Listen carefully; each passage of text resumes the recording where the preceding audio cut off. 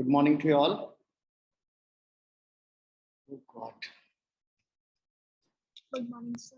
Good morning, sir. Now,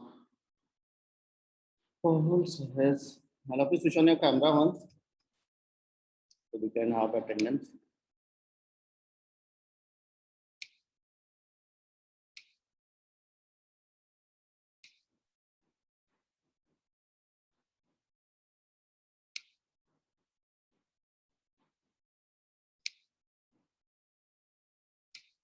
Pahul, Amanpreet.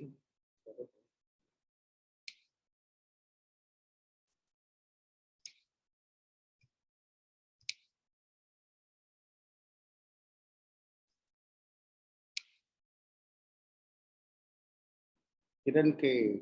Kiran, how much coffee you're drinking always, na? You always start from coffee morning, is it? वो हमारे जो क्या नाम है उनका? One of the celebrities name is Karan Johar. I used to start from coffee morning. और coffee morning में सबकी बैंड बजाते हैं. चलो सहज everyone. Good morning, sir. Good morning सहज. Hansika good morning. हंसिका कहाँ पे तो दिखाई नहीं दे रही है. पाहुल अरे okay Pahul. Good morning, sir. Yes, sir. Good morning. चलो let's begin with the day. हमने कल कहाँ तक कर लिया था? डेल्टा टीएफ तक कर लिया था. और इसके पहले कि हम लोग आगे चले, अगर आप चाहो तो इसमें प्रॉब्लम लगाने चलोगे तो प्रॉब्लम में ये आएगा कि आपको क्या करना पड़ेगा, सारी रेंज थोड़ा कवर करनी पड़ेगी. सब्जेक्टिव तो बन जाएगा. ऑब्जेक्टिव में क्योंकि सारे मिक्स रेंज आएगी. अभी एक टॉपिक छुटा हुआ है एबनॉर्मल मोलर मास, उसको करने के बाद हम सारी रेंज पकड़ पाएंगे.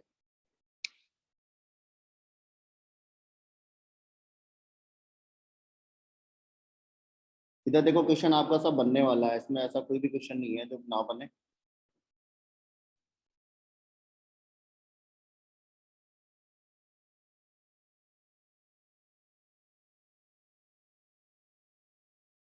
एटीन क्वेश्चन बन जाएगा. देखो 18 डेल्टा टी एफ और के एफ पे है. क्वेश्चन नंबर 18 बन जाएगा. नॉर्मल फ्रीजिंग पॉइंट गिवन है और 0.25 मोलरिटी गिवन है. फ्रीजिंग पॉइंट में जो डिप्रेशन हो रहा है 2 यूनिट का हो रहा है, तो इसको डायरेक्टली क्या ले लेना, डेल्टा टी एफ ले लेना. के एफ निकालना है. देखो बनेगा. सर 8 आंसर है. क्या तुम्हारा वेल डन. मैंने तो बिना डेल्टा टी एफ इक्वल के एफ. अच्छा 0.25 से कुछ जुगाड़ लगाया होगा ना. बन जाएगा. मैं इसको बना रहा हूँ. जिसका बन गया सोल्यूशन भेजो से उसमें ग्रुप में.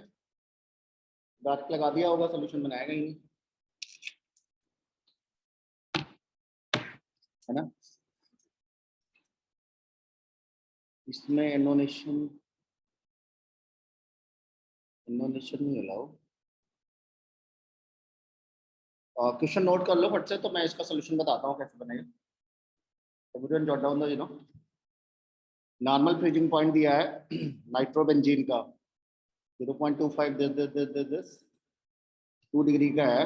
0.25 मोलर सोल्यूशन है. केएफ निकालना है. तो मैं आपको दिखा रहा हूँ कैसे करना है. आप बेसिक्स नोट कर लो इसके क्या क्या करना है. और किसी का बना? यस सर, आ गया. 80 है. सही है.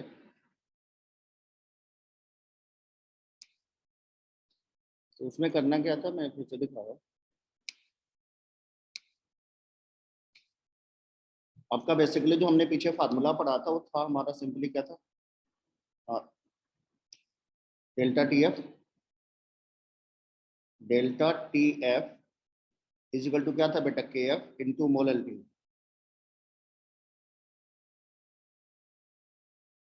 और हमें इसमें मोलरिटी भी नहीं निकालनी क्योंकि मोलरिटी अपने को गिवन है. आप अगर पीछे क्वेश्चन देखोगे ना उसमें मोलरिटी गिवन था. Molarity is given how much, 0.25 I hope ना. This was given to us. इसको डायरेक्ट लिख दो। डेल्टा टी एफ भी दिया है बेटा, उसमें बोलता है कि जो डिप्रेशन इन फ्रीजिंग पॉइंट है, डेल्टा टी एफ में बोलता है कि decrease in freezing point is how much, 2 degree Celsius. I hope आपने पीछे देखा है, अभी decrease in freezing point is how much, by 2 degree Celsius. तो जितने का डिग्री सेल्सियस है उसको केल्विन में सेम ही लेते, मैंने बोला था। Delta T F must be same, तो ये हमारा सिंपली 2 काम आएगा डायरेक्टली। ये मालूम है, ये मालूम है, तो के एफ एक स्टेप का है, तुरंत बन जाएगा। यहाँ डेल्टा टी एफ पे लिख दो 2 is equal to K F into molarity how much, 0.25। तो ये हो जाएगा K F is equal to 2 by 0.25। 0.25 को हम लोग क्या लिख सकते हैं, 1/4। 1/4। Very good. और 4 को ऊपर भेज देना, 8 हो गया। 8 केल्विन के जी पर मोल है ना, केल्विन के जी पर मोल,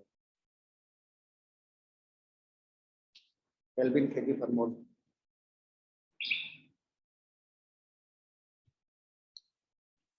ये बन जाएगा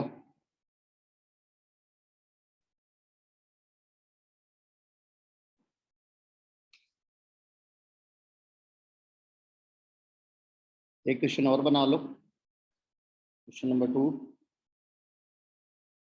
देखो 4 gram urea is added in 100 gram water, है ना। के एफ ऑफ वाटर तुम्हें दिया रहेगा। वाटर का के एफ कितना होता है हरलीन, याद है? कल मैंने बताया था, एक दो पे याद नहीं करना है, दिया रहेगा 1.86 केल्विन के जी पर मोल। लेकिन कई बार न्यूमेरिकल लगाते लगाते ना याद भी हो जाता है ये। अपने को क्या निकालना है, what will be the freezing point of solution.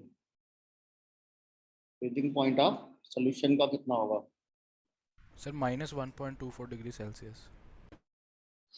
हम्म, चलो तो यहाँ तो हमने निकाल लिया होगा। ये तो इसका मोल आ जाएगा 4/60 ना।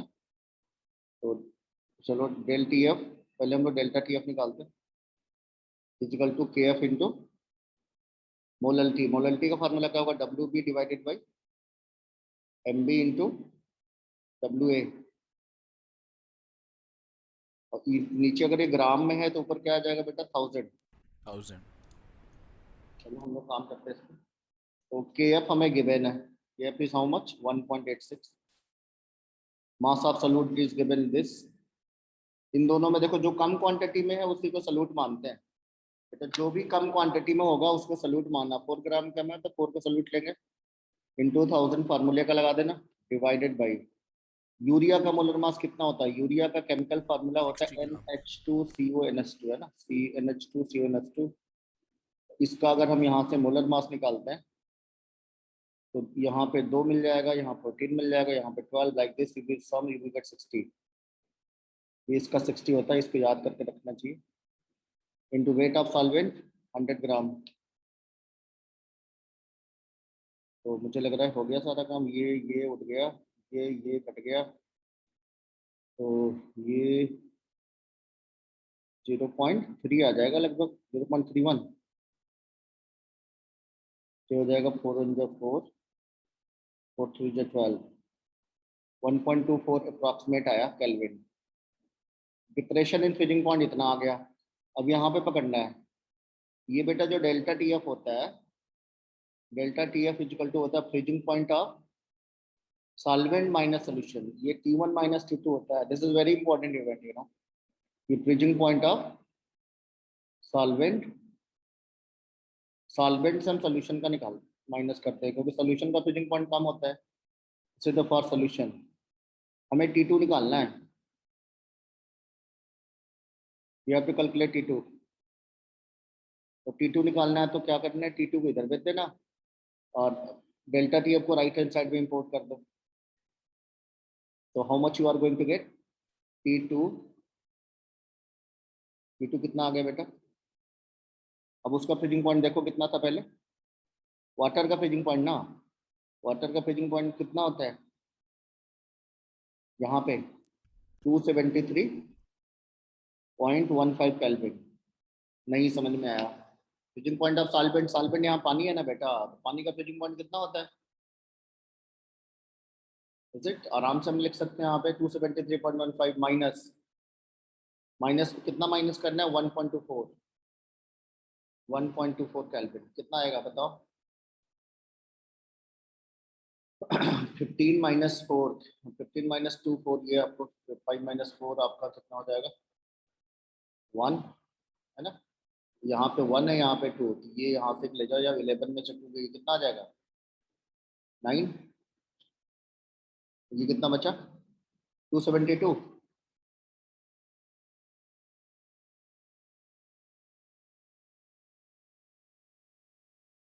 और कम पड़ गया 71। आया किसी का? आगे बेटा। Yes, sir. 271.91 is it kelvin. मैंने आपको बताया ज्यादातर एरर क्या होती है, बच्चा ना डेल्टा टी एफ लगा के न्यूमेरिकल छोड़ देता है। तो ये न्यूमेरिकल छोड़ोगे तो ये अगर नीट की बात करें तो 4 मार्क्स में रहेगा, बोर्ड में अगर बात करोगे तो मिनिमम 3 मार्क्स का न्यूमेरिकल है और एकदम फार्मूला बेस्ड होता है। तो please don't leave it, you know, आप इसको ट्राई करो, छोड़ने का कोई मतलब है नहीं। बहुत ही इजी न्यूमेरिकल है, डायरेक्ट फार्मूला बेस्ड होता है। आप अगर इसको छोड़ते हो तो you are going to be the loser. Manya send the attendance.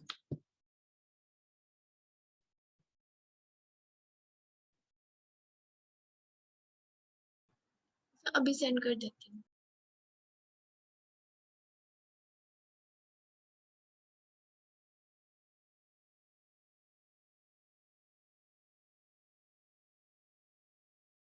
सबका बन गया? देखो किसी का डाउट है तो इसमें।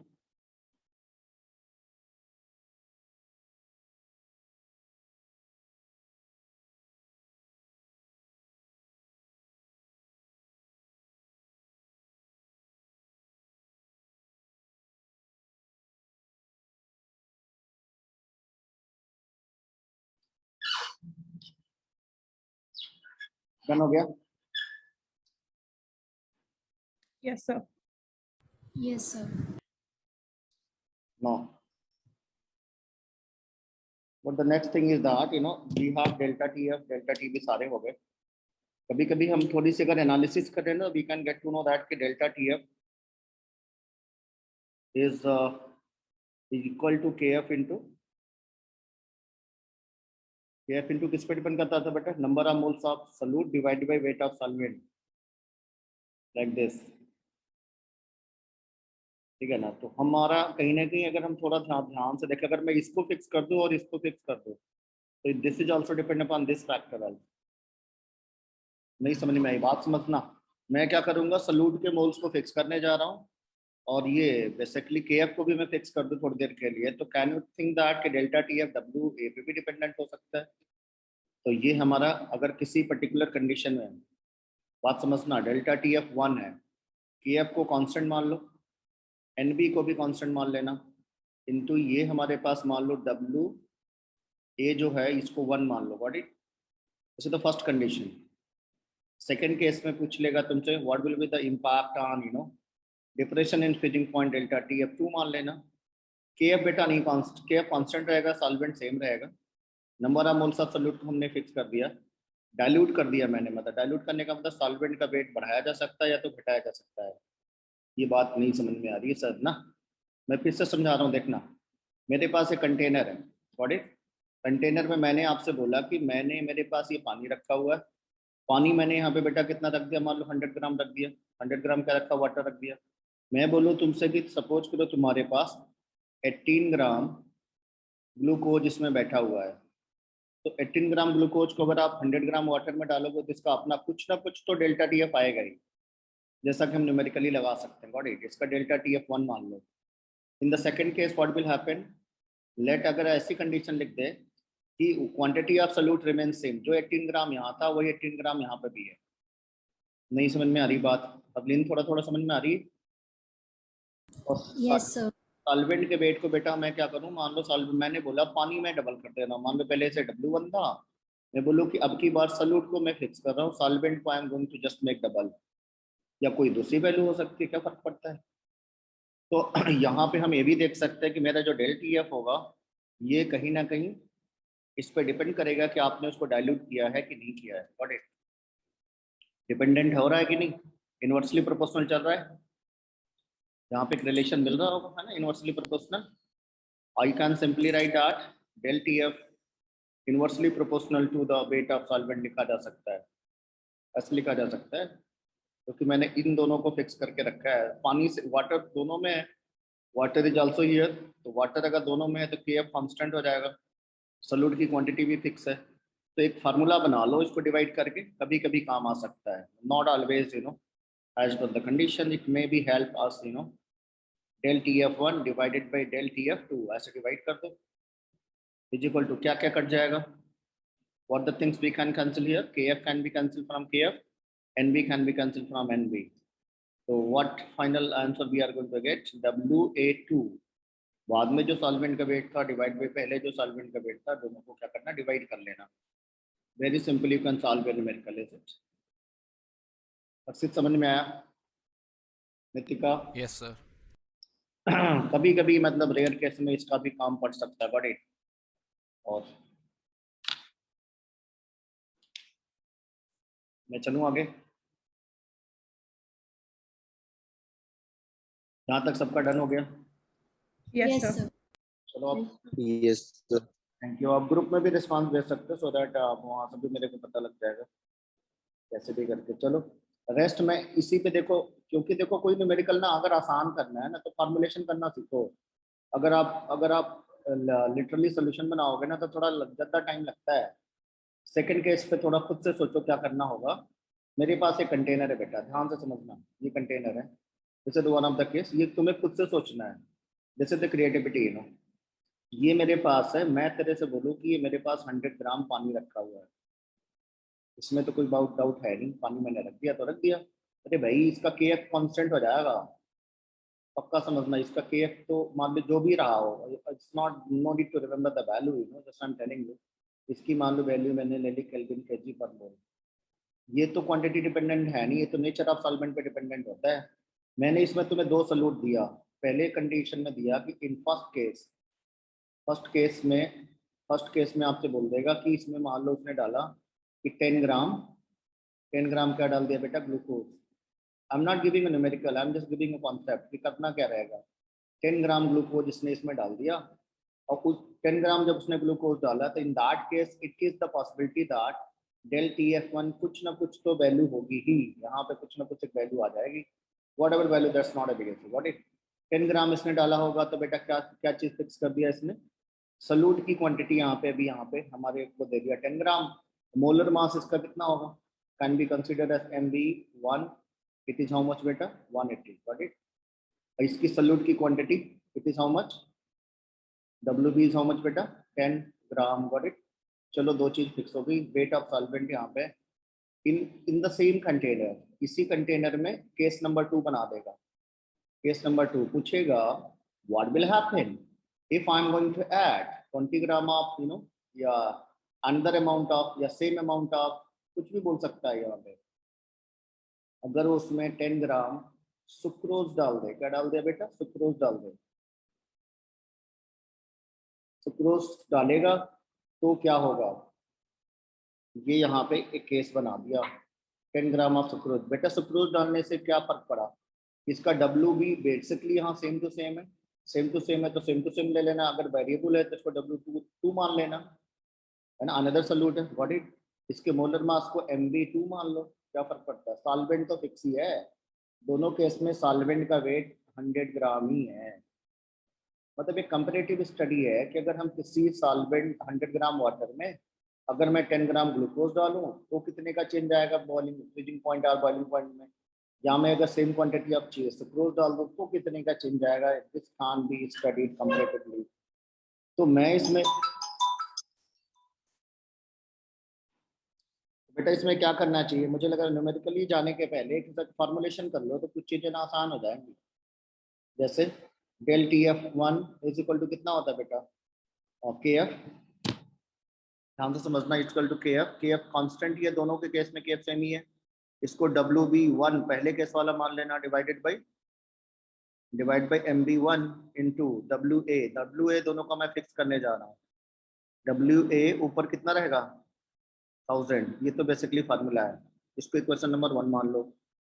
Can be consider in second case del TF2 is equal to ये हो जाएगा KF। Why I am writing the same KF? Because बोलो हर्षित, KF सेम क्यों लिखा जा रहा है? सर KF कांस्टेंट होता है वाटर वेरी के गुड, लिए। सॉल्वेंट सेम ही है, तो ये सेकंड केस में मान लो वेरिएबल अगर रहेगा तो W2 ले लेना, and again I have to consider 1000 divided by MB, इसको कितना मान लें हम लोग 2 मान लें, गॉट इट। एंड ये WA यहाँ पे भी सेम है, अगर WA भी वेरिएबल है तब भी हम इक्वेट कर सकते हैं। तो अब दोनों को क्या करो, डिवाइड कर दो, you will get a relationship, यहाँ से भी एक रिलेशनशिप मिल जाएगा। KF से KF क्या होगा, उड़ जाएगा, KF और KF is going to be, है ना, KF चला गया, WA से WA चला गया, 1000 से 1000 चला गया। वाह so nice, you know how much easy, you know थोड़ा सा देखो चीजें हमारे लिए आसान हो जाएंगी इक्वेट करना। del TF1 डिवाइडेड बाई कितना होगा बेटा, del TF2 is equal to यहाँ पे थोड़ा सा दिमाग लगाओ, पहले क्या था, मोल का रेशियो आ गया ना, I hope you got it. WB by MB क्या है, मोल है ना, मोल का रेशियो आ गया, WB1 डिवाइड बाई MB1 पहले मटेरियल का जो मोलर मास है इनटू ये सेकंड केस का हो जाएगा, इसको मोलर मास MB2 कंसीडर कर लो, उसके वेट को WT2 कंसीडर कर लो। मेरा मतलब है कि न्यूमेरिकली जाने के पहले अगर कोई भी डेटा गिवन है, कभी कभी KF नहीं देगा तो नहीं देगा, क्या फर्क पड़ता है, हमें डेल्टा TF दे देगा। वो बोलेगा कि जब मैंने 10 ग्राम ग्लूकोज डाला था तो सपोज करो कि depression in freezing point 1 kelvin है, तो 10 ग्राम सुक्रोज डालने पे डिप्रेशन इन फ्रीजिंग पॉइंट कितना होगा, ऐसा वो पूछ सकता है, गॉट इट। तो अगर एक का डाटा गिवन है तो दूसरे में हम काम कर सकते हैं, ऐसे केस को भी काम कर सकते हैं। तो अगला कुछ जाता हूँ, सबने नोट कर लिया? Yes, sir. सर WB1 और WB2 कैंसिल आउट नहीं हो जाएंगे? इस केस में क्योंकि कैंसिल हो जाएगा बेटा, एकदम सही है। इन एनी केस मैंने बोला सपोज करो कोई केस में जहाँ वेरिएबल होगा वहां मत कैंसिल करना, गॉट इट। इसलिए मैंने यहाँ पे केस वाइज बना लिया कि मान लो वेरिएबल है तो रहने देना, और सेम टू सेम है तो उड़ा देना, got it. Okay sir. Condition बना के अलग से लिख देना, if WB1 is equal to WBT, दोनों की क्वांटिटी, सॉल्यूट की भी क्वांटिटी फिक्स कर दी अगर उसने, तब तो हमारा और आसान हो जाएगा, तो हमारा MB1 divide by MB2 directly हो जाएगा। चलो हाँ, तो ये हमने थोड़ा सा बात कर लिया। अब इसके बाद अगर हम थोड़ा सा देखते हैं तो another qualitative property that is basically osmosis and osmotic pressure की तरफ चलेंगे। तो दिस इज द कहीं ना कहीं हमारी लास्ट क्वालिटेटिव प्रॉपर्टी है। पहले हमने पढ़ा था पहला, सबसे पहला कौन सा पढ़ा था बेटा, RLBP, relative lowering in vapour pressure. फिर हमने सेकंड पढ़ा था, that was the elevation in boiling point. फिर हमने थर्ड पढ़ा, depression in freezing point, depression in freezing point, got it. फिर हमारा ये फोर्थ क्वालिटेटिव प्रॉपर्टी चलेगी, that is known as osmotic pressure, that is known as osmotic pressure. Osmotic pressure is also one of the technique to find out the molecular weight of solute, molar mass of solute। Osmotic pressure पे बात करेंगे। Directly going on the osmotic pressure we can go with the little terms जो हमें पहले से मालूम है। उनमें से एक टर्म होती है that is known as diffusion. आपने सुना होगा क्लास 11 में भी गैसेस स्टेट में था रेट ऑफ डिफ्यूजन।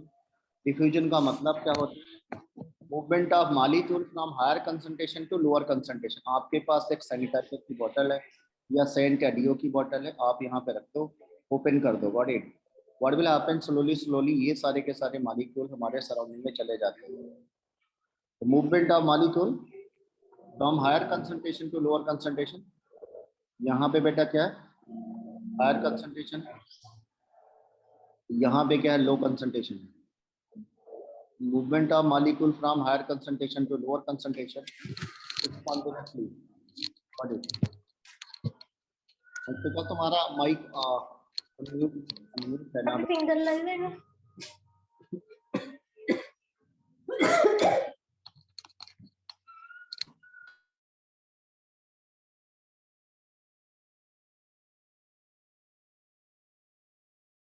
चलो हम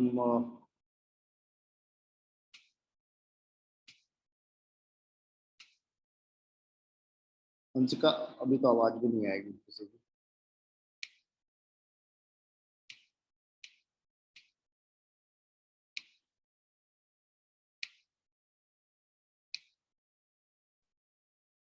अर्शदीप आवाज आ रही है तुम्हें? अर्शदीप अच्छा तो अनम्यूट नहीं कर पाएगा। Mute themself. चलो अर्शदीप अभी देखो अनम्यूट हो जाएगा। अर्शदीप आवाज आ रही है? हाँ जी सर।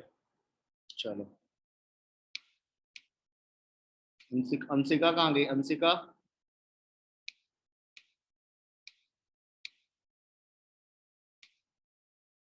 ये सब बच्चा ना इधर उधर कहीं ना कहीं घूमता रहता है। चलो जो बोले सो निहाल सत श्री अकाल। चलो बेटा it's we are going from higher concentration to lower concentration. Got it? spontaneous mixing of molecule from higher concentration to lower concentration is known as diffusion। इनके बीच में कोई मेम्ब्रेन नहीं होती। तो ये लिखते हैं ना, spontaneous movement of molecule from higher concentration to lower concentration is known as diffusion। ये हमें पहले से मालूम है। spontaneous mixing of molecule लिख सकते हो या movement लिख सकते हो। अर्शदीप डिफिनेशन समझ में आई? अर्शदीप सुनाओ डिफिनेशन क्या हुआ? spontaneous movement of molecules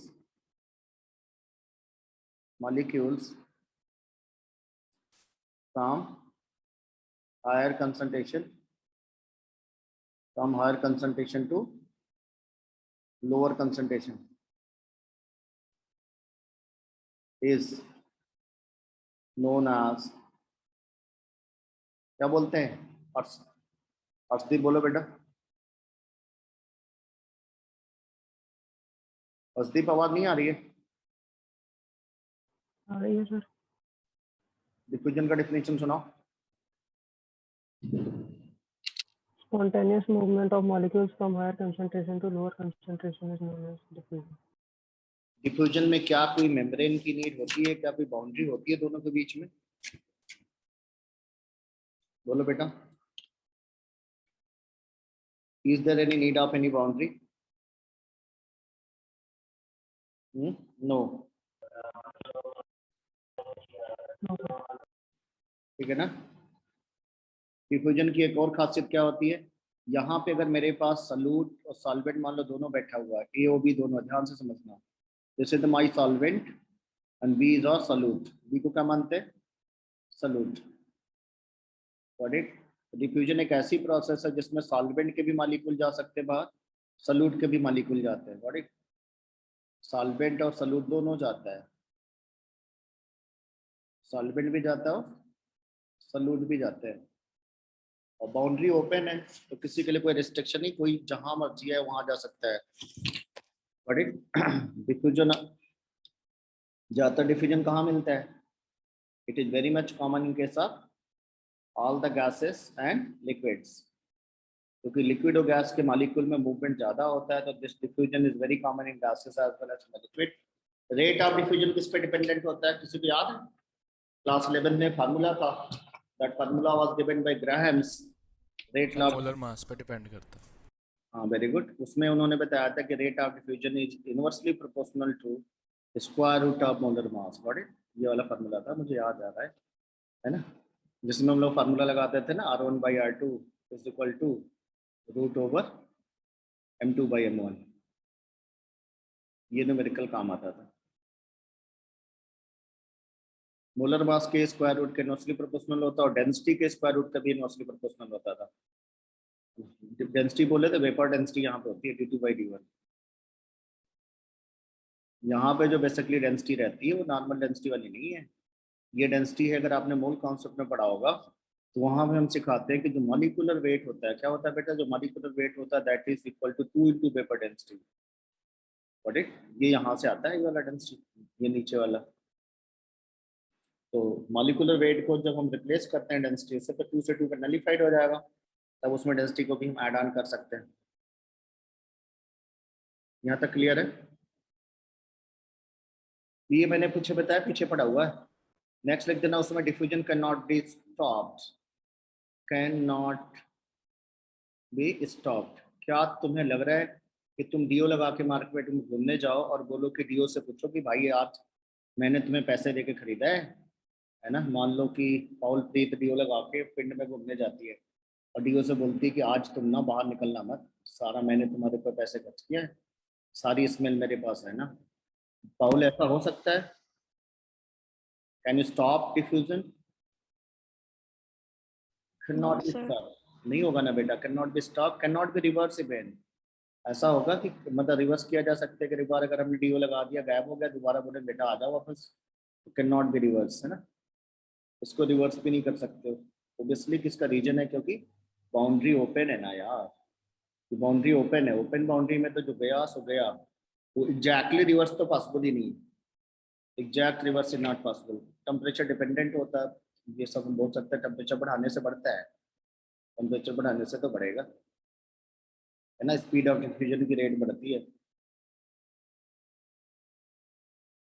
got it? चलो अब हमें बेसिकली बात करना है, एक और टर्म था अगर किसी को याद होगा, व्हाट इज डिफ्यूजन? डिफ्यूजन बताएगी कौन? Anyone just try, who knows else? What is diffusion actually?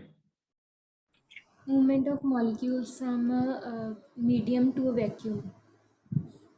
Medium to vacuum. चलो और कोई सर हमें याद आ मूवमेंट रहा फ्रॉम है? Higher pressure to lower pressure है। हाँ very good, this is the main condition. आपके पास मान लो गाड़ी के टायर है ना, उसमें हवा ज़्यादा रहती है, हैप्पी बर्थडे का बैलून है, तो वहाँ पे हमारे पास क्या रहता है? हाई प्रेशर की कंडीशन होती है, यहाँ पे हाई प्रेशर होता है, मॉलिक्यूल का मूवमेंट पहले जैसा ही हो रहा है, हायर कंसंट्रेशन से लोअर कंसंट्रेशन भी रहेगा, वो भी सही है, लेकिन pressure is very important, pressure is going to play very important role. यहाँ P1 प्रेशर डाल दो, बाहर में P2 प्रेशर ले लो, और क्या करो यहाँ पे क्लोरीफाई से एक छोटा सा होल कर दो, जैसे हैप्पी बर्थडे के बैलून में जैसे हम लोग होल करते हैं ना, तो यहाँ पे जो एयर निकलती है ना वेरी हाई स्पीड, मॉलिक्यूल का डिफ्यूजन तो शुरू होगा लेकिन स्पीड होगी यहाँ पे ज़्यादा होगी, है ना, आराम से लग जाता है पूरा, लाइक डाउन। तो दिस इज द रीजन है, यहाँ पे लो प्रेशर की रीजन है, यहाँ पे हाई प्रेशर की रीजन है। तो movement of molecule from high pressure to the lower pressure, obviously higher concentration to lower concentration तो है ही, is known as you know effusion. ये टायर का पंचर होना ना, पंक्चर ऑफ टायर।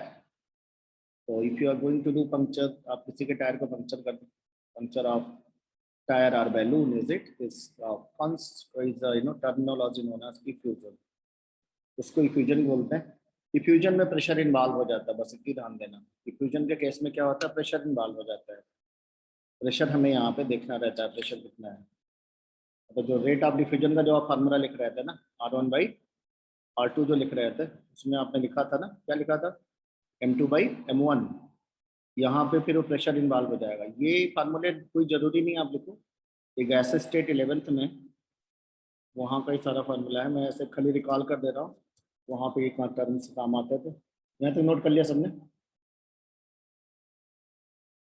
यहाँ तक डन हो गया? डिफ्यूजन का मतलब movement of molecule from higher concentration under the difference of pressure, ये थोड़ा फास्ट होता है, डिफरेंस ऑफ प्रेशर भी है। Another very important term that I'm going to discuss, that is known as osmosis. Osmosis. Osmosis क्या होती है, इसमें बात करेंगे। तो ऑस्मोसिस के एग्जांपल हमारे पास बहुत सारे हैं। जैसे ऑस्मोसिस के लिए कंडीशन क्या है? आप एक कंटेनर ले लो, ठीक, कंटेनर में हमें क्या करना है? दो लिक्विड्स को, डेली लाइफ में ऑस्मोसिस हम रोज ही देख सकते हैं। आप रेजिन को पानी में डाल दो, आपकी सॉइल अप हो जाएगी, that is the phenomena, you know, osmosis will be there. क्योंकि रेजिन की जो आउटर लेयर होती है, इस जो नॉर्मल एपिडर्मल लेयर होती है, that is the semi permeable membrane, तो वो हमारे लिए, आप ग्राम मतलब चने को भी पानी में डिप करते हो छोले बनाने के लिए, वो भी सॉइल अप हो जाता है। तो वो सारे बेसिकली जो रीजन है वो कहीं ना कहीं ऑस्मोसिस से मैच करेंगे। तो यहाँ पे हमारे पास this membrane can be consider as SPM, is it?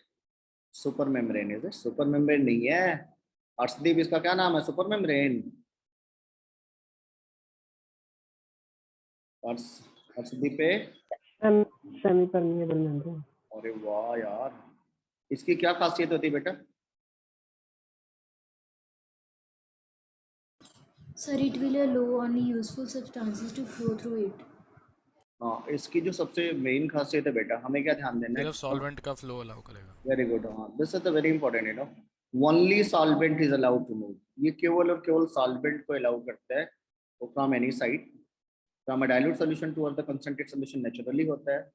Right hand side में हम लोग क्या रखेंगे? मान लो सॉल्यूट और सॉल्वेंट दोनों रख दे रहे हैं, but we have both the molecule solute and solvent. यहाँ पे सॉल्यूट है, सॉल्वेंट दोनों बैठे हुए हैं। Got it? तो मूवमेंट ऑफ मॉलिक्यूल, ये हमने एक मेम्ब्रेन लगा दी बीच में जिसका नाम है semi permeable membrane. Semi permeable membrane, semi permeable membrane की कंडीशंस लिख देना, है ना? ये मेम्ब्रेन ऐसी मेम्ब्रेन है that it allows to pass only and only, it allowed to pass only solvent molecule। wow, very nice, है ना? ये बहुत अच्छी चीज है। अगर हम इसके अगर मिल्क डाल के फिल्टर करें तो मिल्क की पूरी प्रोटीन अलग हो जाएगी और हमारा पानी अलग हो जाएगा। Only and only solvent molecule. Solvent molecule मतलब आपको सॉल्वेंट मॉलिक्यूल फ्रेश वाटर मिल सकता है यहाँ पे। This technique is very important. Solvent molecule, got it? तो ये सॉल्वेंट मॉलिक्यूल को बाहर जाने दे, अंदर आने देगी, पास करने देगी।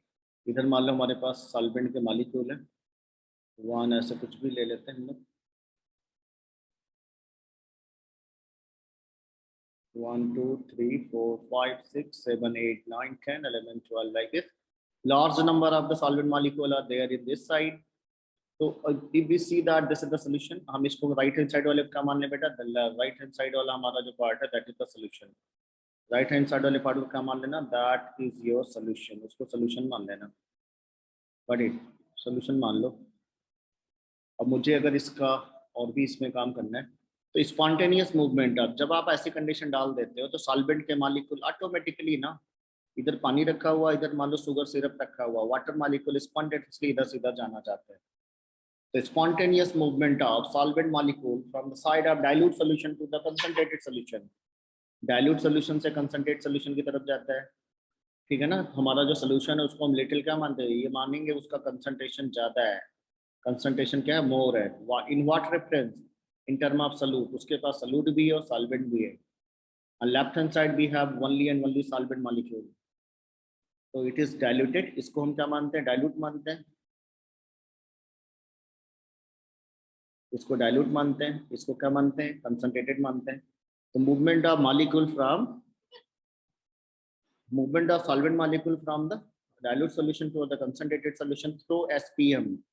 बार बार हम बोलेंगे थ्रू एसपीएम। नेचुरली एसपीएम बहुत सारी हो सकती है, लाइक यू कैन हैव और गॉल ब्लैडर, है ना?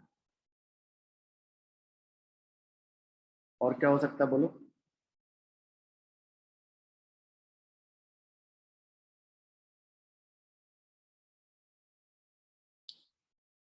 एनी मोर एग्जांपल बोलो? कॉपर फेरोसाइनाइड, Cu2 FeCN6, ये आर्टिफिशियल सेमी परमेबल मेम्ब्रेन है। Cu2 FeCN6, this is the artificial SPM semi permeable membrane. Copper ferrocyanide, copper ferrocyanide की बनाई जाती है। इन द सेम सेगमेंट अगर मेरे को ये देखना है, ऑस्मोटिक प्रेशर अगर चेक करना है, तो हम क्या करेंगे? ऑस्मोटिक प्रेशर को चेक करने के लिए we have to use some different technique. यहाँ पे हम क्या करेंगे? इसको एक कैपिलरी ट्यूब लगा देंगे, like this, we will add a capillary tube. Capillary tube लगाने से तुम्हें बेनिफिट क्या होगा? वाटर का जो लेवल यहाँ होगा, सपोज करो this is the water, got it? Water का लेवल होगा, वाटर इधर से अंदर जा करके वाटर का लेवल यहाँ पे भी सेम लेवल में आ जाएगा। वाटर का लेवल आप यहाँ से चेक कर सकते हो। और इसको हम क्या करने जा रहे हैं? I am just going to close it. इसको क्लोज कर दिया जाएगा। One side we have to apply, one side we have to fit piston. यहाँ पे हम एक पिस्टन लगा देंगे और this is the pressure measurement. यहाँ पे हम एक प्रेशर का मेजरमेंट कर देंगे, this is the pressure meter लगा देंगे। और पिस्टन से क्या करना है? प्रेशर लगाना है। पिस्टन से प्रेशर लगाएंगे तो that pressure is known as P external. उसको हम क्या बोलते हैं? पी एक्सटर्नल, ठीक है ना? यहाँ पिस्टन से आप प्रेशर लगा सकते हो। लगाने से बेनिफिट क्या होगा? Now, naturally, solvent has tendency to move from the dilute solution towards the concentrated solution. जब ये मॉलिक्यूल इस मेम्ब्रेन से होके बाहर निकलेगा, it will create an hydrostatic pressure. ये यहाँ पे कौन सा प्रेशर क्रिएट करेगा? It will create an hydrostatic pressure. ये इस मेम्ब्रेन की सरफेस पे there will be a pressure. That pressure is known as hydrostatic pressure. What it ये hydrostatic pressure create करेगा. When the solvent molecule passes from the side of dilute solution to the concentrated solution, they exert an hydrostatic pressure. Got it? अब हम चाहते कि नहीं osmosis ना, we want that कि osmosis should be stopped. So what we have to do? We have to apply external pressure. हम यहाँ से external pressure लगाएंगे. पिस्टन को हम यहाँ से क्या करेंगे? कंप्रेस करेंगे डाउन साइड. जैसे आप इसको कंप्रेस करोगे तो इधर से बैलेंस फोर्स लगेगा. वी नो दैट अगर इधर से सेम अमाउंट ऑफ फोर्स लगा दें तो सॉल्वेंट के मॉलिक्यूल को इधर आने से रोका जा सकता है. अमाउंट ऑफ एक्स्ट्रा प्रेशर अगर हमने P external is equal to किसके इक्वल लगा दिया बेटा? Osmotic pressure. ऑस्मोटिक प्रेशर के बराबर लगा दिया तो ऑस्मोसिस नहीं होगी. 1 P external is equal to the osmotic pressure. Osmotic pressure is denoted by pi, उसको पाई से डिनोट करते हैं. Then there is no phenomena of osmosis. Osmosis की फेनोमेना नहीं होगी. This is known as osmotic pressure. Is amount of extra pressure, amount of external required in the side of solution के side में to just stop the phenomena of osmosis. Osmosis की phenomena को रोकने के लिए इसकी definition अगर कोई बोलता है तो लिख सकते हैं यहाँ पे. Definition क्या होगा osmotic pressure का? Osmotic pressure का definition लिखना हो तो लिख लो amount of external pressure, external pressure applied. किस साइड में अप्लाइड करते हैं बेटा? In the side of solution. In the side of solution. Side of solution to why we are going to apply? Prevent osmosis. To prevent the phenomena of osmosis. Very good. To prevent osmosis. To prevent phenomena of osmosis. This pressure must be equivalent to the osmotic pressure. ये दोनों की equivalency कैसे रहती है? Osmosis is known as osmotic pressure. Is known as osmotic pressure. It is denoted by pi. इसको हम pi से denote करते हैं. ऑस्मोसिस हमें क्लियर हो गई. What is the osmosis? Osmosis की भी definition लिख देना. Spontaneous movement of solvent molecule from the side of spontaneous movement of solvent molecule. इसकी definition अलग से लिख देना. Spontaneous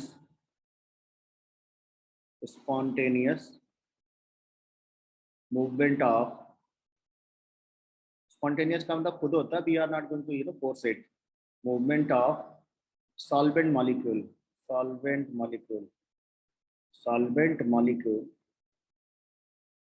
from the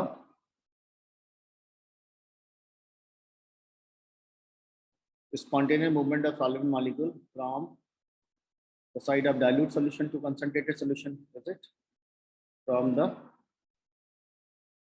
side of from the dilute solution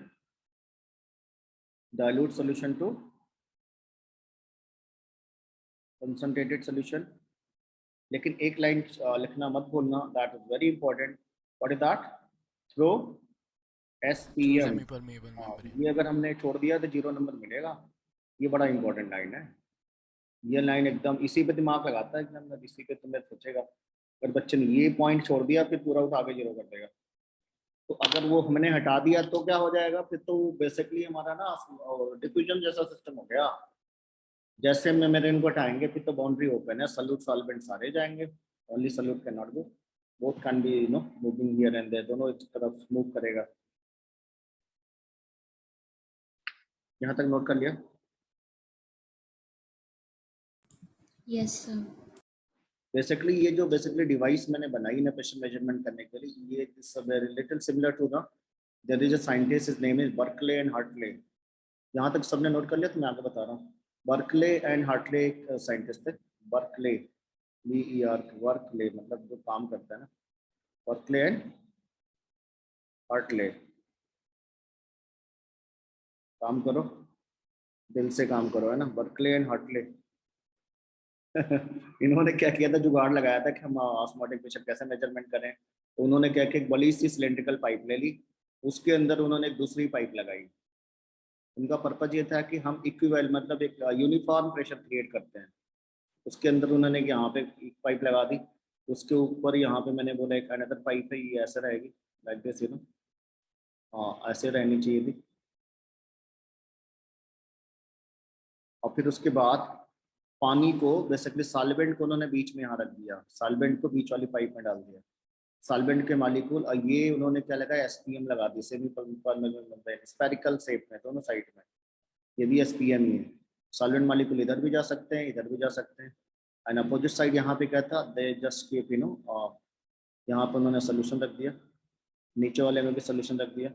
rest जो पीछे वाला सिस्टम है जो मैंने अभी दिखाया उससे मैच करेगा वो, रेस्ट कहानी वही है। सॉल्वेंट के मालिक्यूल का लेवल मेजरमेंट करने के लिए उन्होंने कैपिलरी ट्यूब लगा के रखी थी, जिससे उनको पता लगता था कि सॉल्वेंट का मालिक्यूल यहाँ घट कितना रहा है, कितना डिक्रीज होगा। जैसे ये पास होगा तो कैपिलरी में से क्या था कि फिर यहाँ से वाटर जो है ना डाउन साइड मूव करता था। एंड यहाँ से भी उन्होंने इसको क्लोज करके रखा, इस साइड से भी क्लोज करके रखा, गॉट इट। और मेजरमेंट करने के लिए उन्होंने फिर यहाँ पे प्रेशर वाला सिस्टम लगा दिया, जो मैंने पीछे लगाया है। इसको ऑपरेटर से बनाने का काम है नहीं, बस आप जान लो कि Berkeley Hartley is the name of famous scientist, you know, who has given that device. जो पीछे हम लोगों ने डिवाइस बनाई है, इसी को मान के रखो कि ये बेसिकली जो मेन कॉन्सेप्ट है उसमें बर्कले हार्टले ने इसको दिया था। कभी कभी पूछ लेता है Berkeley Hartley operators is used for what purpose, is it. तो आप खाली लिख लो that is used for measurement of osmotic pressure, got it. उसका काम है ऑस्मोटिक प्रेशर निकालने का। तो यहाँ पे सारा पीछे वाला कॉन्सेप्ट वही है, एक्सटर्नल हम यहाँ पे लगाएंगे, बट एक्सटर्नल यहाँ से लगा देंगे, और that will be equal to osmotic pressure. और स्फेरिकली अगर है तो बैलेंस प्रेशर लगेगा, ना कि एक साइड में लगेगा।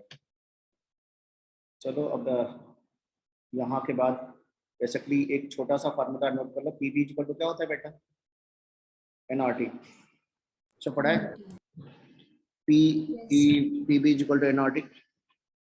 पी को यहाँ पे पाई से रिप्लेस कर देना, पी इज द प्रेशर, और वो भी हमारे पास जो ऑस्मोटिक प्रेशर उसमें पाई लगा देते हैं, pi into V equal to number of moles absolute into R into T हो जाएगा। बेटा अगर हम पाई निकालना चाहते हैं तो number of moles absolute divide by क्या होगा, इसको इंपोर्ट कर दो right hand side, into R into T हो जाएगा। Number of moles absolute divide by volume of solution. What this actually, Arshdeep क्या होगा, दिस इज, अर्शदीप तो होगा ही नहीं, जा चुका है ना Arshdeep. Molarity, molarity into R into T, pi है ना, सुपर मार्ट, पाई मार्ट ऐसे लिख सकते हो। अब इसको पाई की जगह क्या लिखा, m की जगह c भी लिखा जाता है, somewhere it is written c also, can be written as c also, pi equal to CRT। This is for numerical. Numerical के लिए जो भी आपका फार्मूला होगा, पाई आपका ऑस्मोटिक प्रेशर है, c इज द मोलरिटी है। सर PV इक्वल्स NRT तो हम आइडियल गैस के लिए लिखते थे, यहाँ पे हाँ, तो कैसे यहाँ use पे भी होगा? जो हमारा बेसिकली डाइल्यूटेड सोल्यूशन रहता है ना ज़्यादातर, जिसमें हमारा ये ऑस्मोटिक सेम कॉन्सेप्ट लग सकता है, ठीक है ना। उसी से डेरिवेशन भी इसका उसी से आता है। आर वाला भी वैल्यू यहाँ पे हम सेम ही यूज करने जा रहे हैं, लीटर ATM वाला 0.0821 लीटर ATM पर Kelvin per mole.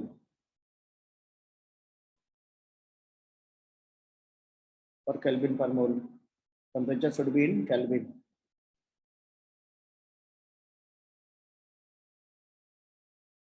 Temperature should be in Kelvin.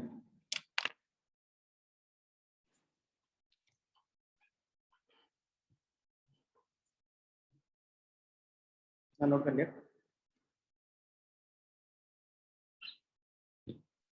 Yes, sir. Okay, चलो नेक्स्ट क्लास में इसमें हम न्यूमेरिकल और इसके और थोड़ा पार्ट बाद में करेंगे। Best of luck to you all, have a nice day, stay safe, stay healthy, got it. Thank you sir. और Thank